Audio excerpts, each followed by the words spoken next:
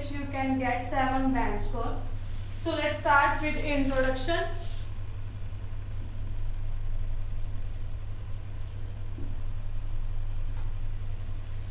बहुत सारे स्टूडेंट्स ਨੂੰ ਆਲਵੇਜ਼ ਦਿੱਕਤ ਹੁੰਦੀ ਹੈ ਕਿ ਜਿਹੜੇ ਇੰਟਰੋਡਕਸ਼ਨ ਪੈਰਾਗ੍ਰਾਫ ਹੈ ਉਹਨੂੰ ਕਿੱਦਾਂ ਮੈਨੇਜ ਕਰੀਏ ਜਾਂ ਉਹਦੀ ਲੈਂਥ ਕਿੱਦਾਂ ਮੈਨੇਜ ਕਰੀਏ ਜਾਂ ਅਸੀਂ ਉਹਦੇ ਵਿੱਚ ਕਿੱਦਾਂ ਆਪਣੀ ਵੋਕੈਬ ਐਡ ਕਰ ਸਕਦੇ ਹਾਂ ਕਿ ਉਹਨੂੰ ਵੱਧ ਤੋਂ ਵੱਧ ਇੰਪ੍ਰੈਸਿਵ ਬਣਾਇਆ ਜਾ ਸਕੇ ਜਾਂ ਉਹਨੂੰ ਅਸੀਂ 7+ ਤੱਕ ਦਾ ਲੈ ਕੇ ਜਾ ਸਕੀਏ।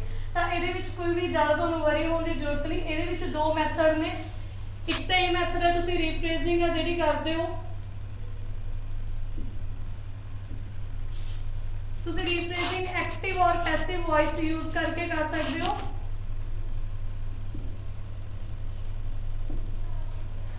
ਲਾਈਕ ਸਮਟਾਈਮਸ ਆਪਾਂ ਨੂੰ ਦਿੱਤੇ ਗਏ statement government should provide free of cost education to all individuals, but sometime ਕੀ ਹੁੰਦਾ ਹੈ ਕਿ ਆਪਾਂ ਉਹਨੂੰ ਜਦੋਂ ਮੋਲਡ ਕਰਕੇ ਲਿਖਦੇ ਹਾਂ ਤਾਂ ਆਪਾਂ ਐਦਾਂ ਲਿਖ ਸਕਦੇ ਹਾਂ ਕਿ education can be provided free of cost by higher authorities। ਤਾਂ ਇਦਾਂ ਆਪਾਂ ਇਹਨੂੰ ਐਕਟਿਵ ਟੂ ਪੈਸਿਵ ਬਣਾ ਕੇ ਲਿਖ ਸਕਦੇ ਆ। ਇੱਕ ਸੈਕੰਡ ਵੇ ਆ ਜਿਹੜਾ ਉਹਨੂੰ by adding synonyms। ਜਦੋਂ ਤੁਸੀਂ ਕਿਸੇ ਵੀ ਵਰਡ ਦਾ ਉਹਦੀ ਜਗ੍ਹਾ ਤੇ ਉਹਨੂੰ ਰਿਪਲੇਸ ਕਰਕੇ ਇੱਕ ਸਿੰਪਲ ਵਰਡ ਲਿਖਿਆ, ਫॉर एग्जांपल ਗਵਰਨਮੈਂਟ ਲਿਖਿਆ ਹੋਇਆ, ਤਾਂ ਤੁਸੀਂ ਉਹਦਾ ਹਾਇਰ ਅਥਾਰਟੀਜ਼ ਯੂਜ਼ ਕਰਕੇ ਜਾਂ ਲੀਗਲ ਬੋਡੀਜ਼ ਯੂਜ਼ ਕਰਕੇ ਐਦਾਂ ਉਹਦਾ ਸਿਨੋਨਿਮ ਯੂਜ਼ ਕਰਕੇ ਐਜ਼ ਇਟ ਇਜ਼ ਆਪਣੀ ਸਟੇਟਮੈਂਟ ਨੂੰ ਹੋਲਡ ਕਰਕੇ ਲਿਖ ਸਕਦੇ ਹੋ। ਦੋ ਵੇ ਨੇ। ਔਰ ਇਸ ਤੋਂ ਇਲਾਵਾ ਸਮਟਾਈਮ ਕੀ ਹੁੰਦਾ ਕਿ ਆਪਣੇ ਕੋਲ ਜਿਹੜੀ ਸਟੇਟਮੈਂਟ ਹੈ ਕੁਐਸਚਨ ਆ ਉਹਦੇ ਵਿੱਚ ਡਬਲ ਸਟੇਟਮੈਂਟ ਹੁੰਦੀਆਂ ਨੇ, ਤਾਂ ਉਹਦੇ ਵਿੱਚ ਡਬਲ ਸਟੇਟਮੈਂਟ ਨੂੰ ਤੁਸੀਂ ਕਿੱਦਾਂ ਹੈਂਡਲ ਕਰਨਾ ਹੈ ਰੀਫਰੇਜ਼ਿੰਗ ਟਾਈਮ। ਤੁਸੀਂ ਇਦਾਂ ਕਰਦੇ ਜੋ ਲਾਸਟ ਤੇ ਕੋਮੇ ਤੋਂ ਬਾਅਦ ਜਾਂ ਐਂਡ ਤੋਂ ਬਾਅਦ ਜੋ ਸਟੇਟਮੈਂਟ ਹੈ ਉਹਨੂੰ ਫਸਟ ਤੇ ਲੈ ਕੇ ਆ ਸਕਦੇ ਹੋ, ਔਰ ਜੋ ਫਸਟ ਵਾਲੀ ਹੈ ਉਹਨੂੰ ਥੋੜਾ ਜਿਹਾ ਮੋਲਡ ਕਰਕੇ ਲਾਸਟ ਤੇ ਲੈ ਕੇ ਜਾ ਸਕਦੇ ਹੋ, ਜਿਹਦੇ ਨਾਲ ਕਿ ਤੁਹਾਡੀ ਰੀਫਰੇਜ਼ਿੰਗ ਚੇਂਜ ਵੀ ਹੋ ਜੂਗੀ ਔਰ ਥੋੜੀ ਜਿਹੀ ਅਟਰੈਕਟਿਵ ਵੀ ਹੋ ਜੂਗੀ। ਕਿਉਂਕਿ ਬਹੁਤ ਸਾਰੇ ਸਟੂਡੈਂਟਸ ਨੂੰ ਇਹ ਪ੍ਰੋਬਲਮ ਆਉਂਦੀ ਹੈ ਕਿ ਹਾਂਜੀ ਮੈਮ ਅਸੀਂ ਜਰਨਲ ਲਾਈਨ ਦੇਣਾ ਤਾਂ ਚਾਹੁੰਦੇ ਹਾਂ, ਬਟ ਸਾਡੀ ਜਰਨਲ ਲਾਈਨ ਮੋਸਟਲੀ ਇਦਾਂ ਦੀ ਆ ਜਾਂਦੀ ਹੈ ਕਿ ਅੱਗੇ ਅਸੀਂ ਉਹਨੂੰ ਪੁਆਇੰਟ ਦੇ ਵਿੱਚ ਵੀ ਐਜ਼ ਅ ਪੁਆਇੰਟ ਵੀ ਵਰਕ ਕਰਦੀ ਹੈ। ਜਿੱਦਾਂ ਕਿ ਫॉर एग्जांपल ਆਪਾਂ ਹੁਣ ਜਿਹਦੇ ਵਿੱਚ ਜਰਨਲ ਲਾਈਨ ਦੀ ਗੱਲ ਕਰੀਏ ਤਾਂ ਮੋਸਟਲੀ ਸਟੂਡੈਂਟਸ ਕਹਿਣਗੇ ਹਾਂਜੀ ਮੈਮ ਐਜੂਕੇਸ਼ਨ ਤੇ ਆਪਣੀ ਜਿਹੜੀ ਜਰਨਲ ਲਾਈਨ ਹੈ ਉਹ ਇਦਾਂ ਹੋਗੀ, education plays a vital role in everyone's life. But ਜੇ ਆਪਾਂ ਅੱਗੇ ਆਈਡੀਆਜ਼ ਦੀ ਗੱਲ ਕਰੀਏ ਤਾਂ ਆਪਾਂ ਉਦੋਂ ਵੀ ਆਪਾਂ ਇਹ ਚੀਜ਼ ਐਕਸਪਲੇਨੇਸ਼ਨ 'ਚ ਐਡ ਕਰਦੇ ਹੀ ਹਾਂ ਕਿ ਜਿਹੜੀ ਐਜੂਕੇਸ਼ਨ ਹੈ ਮੋਸਟ ਇੰਪੋਰਟੈਂਟ ਥਿੰਗ ਆ।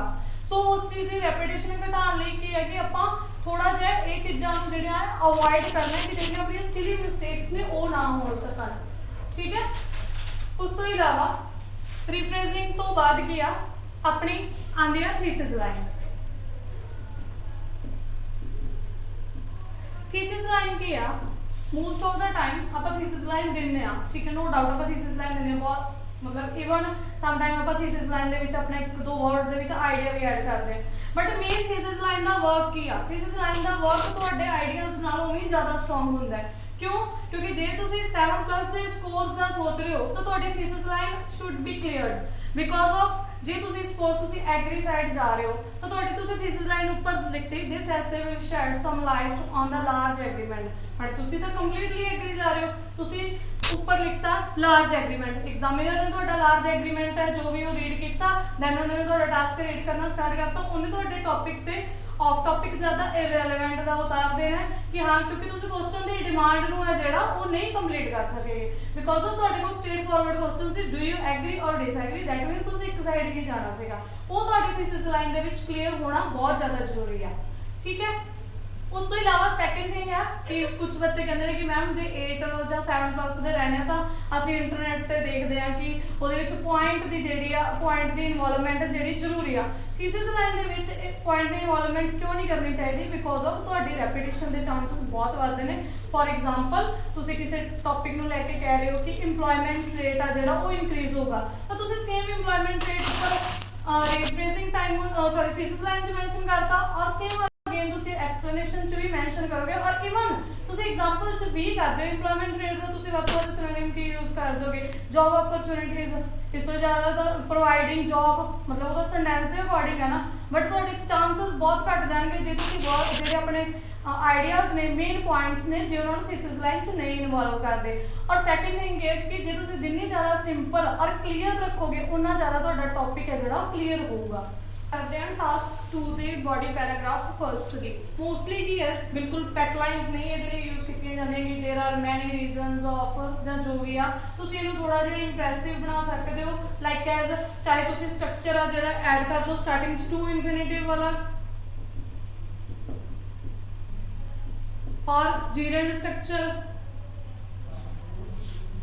और सैकेंड थिंग की है कि जी आप WH फैमिली का यूज राइटिंग टास्क जे तुसी 1 और 2 टाइम इस चीज़ को यूज करते हो तो बहुत ज़्यादा इंप्रेसिव हो जाता है। फॉर एग्जाम्पल तुसी स्टार्ट कर रहे हो BP one commencing with the reasons और commencing with why government should provide free of cost education to all individuals. That means एक तो ਤੁਹਾਡਾ जीरेंड स्ट्रक्चर हो गया प्लस ਤੁਹਾਡਾ ਜਿਹੜਾ ਇੱਕ WH फैमिली ਨੂੰ ਲੈ ਕੇ ਆ ਜਿਹੜਾ क्वेश्चन टाइप ਜਿਹੜਾ ਤੁਹਾਡਾ सेंटेंस ਉਹ ऐड हो गया बिकॉज ऑफ मेन ਤੁਹਾਡੀ सेंटेंस वेरिएशन है। बार-बार ਤੁਸੀਂ सिंपल सेंटेंस नहीं यूज कर सकते एंड रिपीट ਤੁਸੀਂ ਕੋਈ ਵੀ ਇਹਦਾ ਜਿਹੜਾ ਪੈਸਿਵ सेंटेंस है ਉਹ नहीं यूज कर सकते। ਤੁਹਾਨੂੰ ਕੀ ਮੇਨ ਚੀਜ਼ ਕੀ ਹੈ, ਤੁਹਾਡਾ ਟਾਰਗੇਟ ਕੀ ਹੋਊਗਾ ਕਿ ਤੁਹਾਡਾ ਚਾਹੇ ਤੁਸੀਂ सेंटेंस सिंपल बना रहे हो बट ਉਹਦੇ ਵਿੱਚ ਕੰਪਲੈਕਸਿਟੀ ਹੋਵੇ ਕੰਪਲੈਕਸ ਕੰਪਾਊਂਡ सेंटेंस ਹੋਵੇ ਸਿੰਪਲ ਕੰਪਾਊਂਡ सेंटेंस ਹੋਵੇ और इवन ਤੁਸੀਂ ਜਿਹੜੇ ਕੁਝ ਸਟਰਕਚਰ ਨੇ ਜਿਹੜੇ ਆਪਾਂ ਰਾਈਟਿੰਗ ਦੇ ਵਿੱਚ ਐਡ ਕਰ ਸਕਦੇ ਹਾਂ। For example not only but also although yet और फैन बॉयज ਦਾ यूज करके अपना ਜਿਹੜਾ सेंटेंस है वो ਕੰਪਲੈਕਸ ਬਣਾ ਸਕਦੇ ਹੋ। फस्ट ऑफ ऑल ਤੁਹਾਨੂੰ ਜਿਹੜੀ ਓਪਨਿੰਗ ਲਾਈਨ ਆ ਉਹ ਕਲੀਅਰ ਆ। ਉਸ ਤੋਂ ਬਾਅਦ ਆਪਾਂ ਗੱਲ ਕਰਦੇ ਹਾਂ ਮੇਨ ਪੁਆਇੰਟ ਦੀ। ਜਿਹੜਾ ਤੁਹਾਡਾ ਮੇਨ ਪੁਆਇੰਟ ਹੋਊਗਾ ਉਹ ਤੁਹਾਡਾ ਕੀ ਆ ਕਲੀਅਰ ਹੋਣਾ ਚਾਹੀਦਾ ਹੈ, ਜਿਹੜਾ ਕਿ ਆਲਮੋਸਟ ਇੱਕ ਲਾਈਨ ਦੇ ਵਿੱਚ ਤੁਸੀਂ ਆਪਣਾ ਮੇਨ ਪੁਆਇੰਟ ਕਲੀਅਰ ਕਰ ਦੋਗੇ ਕਿ फॉर एग्जाम्पल ਤੁਸੀਂ ਗੱਲ ਕਰ ਰਹੇ ਹੋ ਕਿ फ्री ऑफ कॉस्ट एजुकेशन देनी चाहिए ਤਾਂ ਕਿਉਂ ਦੇਣੀ ਚਾਹੀਦੀ ਆ, ठीक है, बिकॉज ऑफ जो रिच एंड पुअर पीपल ने वो ईजिली है जी एजुकेशन है अटेन कर सकन। तो मेन पॉइंट ये हो गया। उस तो बाद तुसी ओदी एक्सप्लेनेशन है जी वो किद्दां दोगे। एक्सप्लेनेशन दे विच की हुंदा है मेन चीज़ है जी सब तो इंपॉर्टेंट ਇਹਦੇ ਵਿੱਚ ਤੁਸੀਂ सब तो पहले तुसी ਇਹਦੀ स्टार्टिंग करोगे एज वगैरह लगा के क्योंकि तुसी now days in these days ਇਹਨਾਂ ਦਾ यूज नहीं करना है, ये चीज़ ਨੂੰ ਤੁਸੀਂ अवॉइड करना है। तो सिंपली तुसी एज लगा के ਜਿਹੜੀ अपनी एक्सप्लेनेशन है वो स्टार्ट कर सकते हो। उस तो इलावा तुसी जो अपनी एक्सप्लेनेशन दे रहे हो ਉਹਦੇ ਵਿੱਚ ਤੁਸੀਂ ਕੀ यूज कर सकते हो, तुसी मॉडल्स यूज कर सकते हो, ठीक है जी, और सिनेरियो भी यूज कर सकते हो और इवन तुसी ਇਹਦੇ ਵਿੱਚ फैन बॉयज ਦਾ भी यूज कर सकते हो। फैन बॉयज ਦਾ मतलब ਇੱਕ ਦੋ ਤੁਸੀਂ ਸਿੰਪਲ ਸੈਂਟੈਂਸ ਨਹੀਂ ਚੱਕ ਸਕਦੇਗੇ। दो सिंपल सेंटेंस चक्कर की बजाय तुसी ओदे विच की हैगी मतलब जिद्दां आपां कंपलैक्सिटी लेके आने हैं तो दो फैन बॉयज दा किसी भी एक जिवें एंड या बिकॉज द सेंटर च यूज करके दो सेंटेंस ने जेडे इंडिपेंडेंट क्लॉज या डिपेंडेंट क्लॉज ने उन्हां नूं कनैक्ट करके एक एक्सप्लेनेशन प्रॉपर बना सकते हो without using full stop. Full stop है जेड़ा तुहाडा बिल्कुल लास्ट ते जाऊगा जदों तुसी कंपलैक्स सेंटेंस बना रहे हो, ठीक है। इहदे विच डिपेंडेंट क्लॉज भी दो हो सकदे ने, दो इंडिपेंडेंट क्लॉज भी हो सकदे ने, इवन तुसी तीन क्लॉज भी यूज कर सकते हो मतलब तीन सेंटेंस भी अलग अलग यूज कर सकते हो बट उत्थे फुल स्टॉप नहीं आऊगा। तुहाडा एक कनेक्टर है जेड़ा वो यूज होगा जिहदे नाल तुहाडे टास्क की कंपलैक्सिटी होगी जिहदे च कि तुहाडा एक इंडिपेंडेंट क्लॉज ते दो डिपेंडेंट क्लॉज मतलब तुहाडे जेहड़े सब्जेक्ट आ वो सिमिलर रह के ਜਾਂ सब्जेक्ट ਆ ਜਿਹੜਾ डिफरेंट हो के भी ਤੁਹਾਡੀ ਜਿਹੜੀ एक्सप्लेनेशन ਉਹ ਕੰਪਲੀਟ ਹੋ ਜਾਊਗੀ। ਉਸ ਤੋਂ ਬਾਅਦ ਆਪਾਂ ਗੱਲ ਕਰਦੇ ਹਾਂ ਤੁਹਾਡੇ एग्जांपल ਦੀ ਜਿਹੜੀ ਕਿ ਬਹੁਤ ਜ਼ਿਆਦਾ ਇੰਪੋਰਟੈਂਟ ਆ, ਬਹੁਤ ਜ਼ਿਆਦਾ ਸਪੋਰਟਿਵ ਆ ਜੇ ਤੁਸੀਂ 7 ਬੈਂਡ ਸਕੋਰ ਲੈਣੇ ਆ। एग्जांपल ਆਪਾਂ ਕੋਈ ਫੇਕ ਸਰਵੇ ਜਾਂ ਕੋਈ ਫੇਕ एग्जांपल ਨਹੀਂ ਪਾ ਸਕਦੇਗੇ ਬਟ ਇੱਕ ਚੀਜ਼ ਤੁਸੀਂ ਆਪਣੇ ਧਿਆਨ ਚ ਰੱਖੋ ਕਿ ਜਦੋਂ ਤੁਸੀਂ एग्जांपल ਦੇਣੀ ਹੈ ਤਾਂ ਤੁਸੀਂ ਜੇ एग्जांपल ਤੁਹਾਨੂੰ ਐਗਜ਼ੈਕਟ ਕਿਸੇ ਚੀਜ਼ ਬਾਰੇ ਨਹੀਂ ਨੌਲੇਜ ਹੈਗੀ ਤਾਂ ਤੁਸੀਂ ਆਪਣੇ ਕੋਲੋਂ एग्जांपल ਬਣਾ ਰਹੇ ਹੋ ਜਾਂ ਆਪਣੇ ਵੱਲੋਂ ਬਣਾ ਰਹੇ ਹੋ ਤਾਂ एग्जांपल ਉਹ ਇਦਾਂ ਨਹੀਂ ਬਣਾਓ ਕਿ ਤੁਹਾਨੂੰ ਉਹ ਫੇਕ ਨਾ ਲੱਗੇ। ਫॉर एग्जांपल ਤੁਸੀਂ ਕਿਸੇ ਕੰਟਰੀ ਦੀ ਗੱਲ ਕਰ ਰਹੇ ਹੋ ਤਾਂ ਤੁਸੀਂ ਕੋਸ਼ਿਸ਼ ਕਰੋ ਉਹਦੇ ਵਿੱਚ ਪਰਸੈਂਟੇਜ ਮੈਂਸ਼ਨ ਹੀ ਨਾ ਕਰੋ कि हाँ किन्ने परसेंट ਜਿਹੜੇ ਇੰਡੀਵਿਜੂਅਲਸ ਨੇ ਇਹ ਚੀਜ਼ ਕਰ ਰਹੇ ਨੇ ਜਾਂ ਕਿੰਨੇ ਪਰਸੈਂਟ ਹੈ। ਪਰਸੈਂਟੇਜ ਮੈਂਸ਼ਨ ਕਰਨ ਦੀ ਬਜਾਏ ਤੁਸੀਂ ਸਿੰਪਲੀ ਸਟਾਰਟ ਕਰੋ in India for example then majority of individuals whatever जो भी तुसी अगे अपने टॉपिक के रिलेटेड एग्जांपल देना चाहो क्योंकि जब तुसी किसी भी चीज दा एग्जैक्ट प्रोपोर्शन करते हो मेंशन तो ਉਹਦਾ मींस ਕੀ ਹੁੰਦਾ ਕਿ ਵਾਕਈ ਉਹ ਚੀਜ਼ ਹੋਈ ਹੋਈ ਹੈ ਬਟ ਆਪਾਂ ਨੂੰ ਇੰਨੀ ਜ਼ਿਆਦਾ ਨੌਲੇਜ ਤਾਂ ਨਹੀਂ ਹੁੰਦੀ ਕਿ ਆਪਾਂ ਤੁਸੀਂ ਹਰ ਇੱਕ ਟੌਪਿਕ ਦੀ ਐਗਜ਼ਾਮਪਲ ਆ ਜਿਹੜੀ ਤੁਸੀਂ ओरिजिनल ਨਹੀਂ ਪਾਓ ठीक है, मतलब कुछ हद तक ਜਿਹੜੀ ਇਨਫੋਰਮੇਸ਼ਨ ਹੈ ਉਹ ਆਪਾਂ ਨੂੰ ਹੈਗੀ ਆ, ਬਟ ਇੰਨੀ ਜ਼ਿਆਦਾ ਵੀ ਨਹੀਂ ਬਰੀਫਲੀ ਹੁੰਦੀ ਕਿ मतलब ਹਰੇਕ ਟੌਪਿਕ ਦੇ ਰਿਲੇਟਡ ਆਪਣੇ ਕੋਲ ਐਗਜ਼ਾਮਪਲ ਪ੍ਰਿਪੇਅਰ ਹੀ ਪਈ ਹੋਵੇ। ਤਾਂ ਉਸ ਕੰਡੀਸ਼ਨ ਦੇ ਵਿੱਚ ਜਾਂ ਉਸ ਸਿਚੁਏਸ਼ਨ ਦੇ ਵਿੱਚ ਤੁਸੀਂ ਐਗਜ਼ਾਮਪਲ ਨੂੰ ਇਦਾਂ ਐਡ ਕਰ ਸਕਦੇ ਹੋ, ਤੁਸੀਂ ਪਰਸੈਂਟੇਜ ਨੂੰ ਰਿਮੂਵ ਕਰਕੇ ਉੱਥੇ ਤੁਸੀਂ ਆ ਫਿਊ ਔਰ ਮੈਜੋਰਿਟੀ ਵਗੈਰਾ ਵਾਲੇ ਵਰਡ ਨੇ ਜਿਹੜੇ ਯੂਜ਼ ਕਰ ਸਕਦੇ ਹੋ, ਜਾਂ ਮੋਰ ਐਂਡ ਮੋਰ ਪੀਪਲ ਵਾਲੇ वर्ड्स ने यूज कर सकते हो। उस तो बाद गल आती है पॉइंट ਨੂੰ क्लोज ਕਰਨ ਦੀ, ਜਿਹੜਾ ਕਿ ਸਭ ਤੋਂ ਇੰਪੋਰਟੈਂਟ ਆ।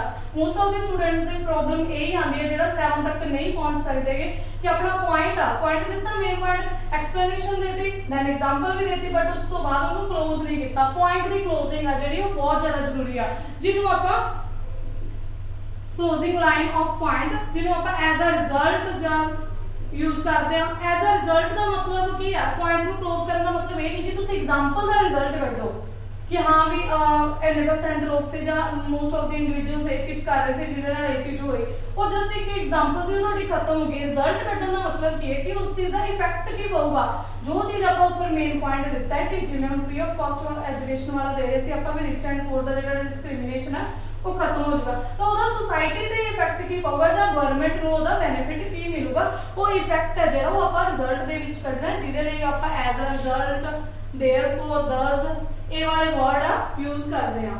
ਠੀਕ ਹੈ, ਔਰ ਇਹ ਜਿਹੜਾ ਤੁਹਾਡਾ ਰਿਜ਼ਲਟ ਆ ਉਹ ਓਨਲੀ ਇੱਕ ਲਾਈਨ 'ਚ ਜਿਹੜਾ ਖਤਮ ਹੋ ਜਾਣਾ ਚਾਹੀਦਾ ਹੈ, ਬਿਕੋਜ਼ ਆਫ ਜੇ ਤੁਸੀਂ ਆਪਣੇ ਰਿਜ਼ਲਟ ਨੂੰ ਸਟ੍ਰੈਚ ਕਰੋਗੇ ਤਾਂ ਅਗੇਨ ਤੁਹਾਡੀ ਰੈਪੀਟੀਸ਼ਨ ਹੋ ਜੂਗੀ। ਠੀਕ ਹੈ, ਔਰ ਰੈਪੀਟੀਸ਼ਨ ਹੈ ਜਿਹੜੀ ਉਹ ਬਿਲਕੁਲ ਨਹੀਂ ਆਪਣੇ 7 ਬੈਂਡ ਸਕੋਰ ਦੇ ਆਇਲਸ ਐਸੇ ਦੇ ਵਿੱਚ ਆ ਜਿਹੜੀ ਅਸੈਪਟੇਬਲ ਹੈਗੀ। ਠੀਕ ਆ, ਤੁਸੀਂ ਕੁਝ ਵਰਡਸ ਨੇ ਜਿਨ੍ਹਾਂ ਦੇ ਤੁਸੀਂ ਸਿਨੋਨਿਮ ਯੂਜ਼ ਕਰ ਨਹੀਂ ਸਕਦੇ, ਜਾਂ ਕੁਝ ਵਰਡਸ ਨੇ ਜਿਨ੍ਹਾਂ ਨੂੰ ਤੁਸੀਂ ਐਜ਼ ਇਟ ਇਜ਼ ਲਿਖੋਗੇ, ਬਟ ਇਹਦਾ ਮਤਲਬ ਇਹ ਨਹੀਂ ਹੈ ਕਿ ਜਿਹੜੇ ਕਾਮਨ ਥਿੰਗਸ ਨੇ, ਕਾਮਨ ਵਰਡਸ ਨੇ, ਉਹਨਾਂ ਨੂੰ ਵੀ ਤੁਸੀਂ ਐਜ਼ ਇਟ ਇਜ਼ ਹੀ ਲਿਖੋ। ਉਸ ਤੋਂ ਬਾਅਦ ਗੱਲ ਕਰਦੇ ਹਾਂ, ਜੇ ਆਪਣੀ ਲੈਂਥ ਮੈਨੇਜ ਨਹੀਂ ਹੋਈ ਤਾਂ ਤੁਸੀਂ ਸੈਕੰਡ ਪੁਆਇੰਟ ਹੈ ਜਿਹੜਾ ਆਪਣਾ ਫਰਸਟ ਬੋਡੀ ਪੈਰਾਗ੍ਰਾਫ ਦੇ ਵਿੱਚ ਹੀ ਦੇਣਾ। ਠੀਕ ਹੈ, ਉਹਦੇ ਵਿੱਚ ਆਪਾਂ ਸਪੋਜ਼ ਆਪਾਂ ਕਨੈਕਟਰ ਲਗਾ ਕੇ ਸਟਾਰਟ ਕਰਤਾ, ਅਨਦਰ ਸਟ੍ਰਾਈਕਿੰਗ ਰੀਜ਼ਨ ਇਜ਼, ਔਰ ਬੈਨੀਫਿਟ ਜੋ ਵੀ ਸੀਗਾ ਆਪਣੀ ਕੁਐਸਚਨ ਦੀ ਡਿਮਾਂਡ।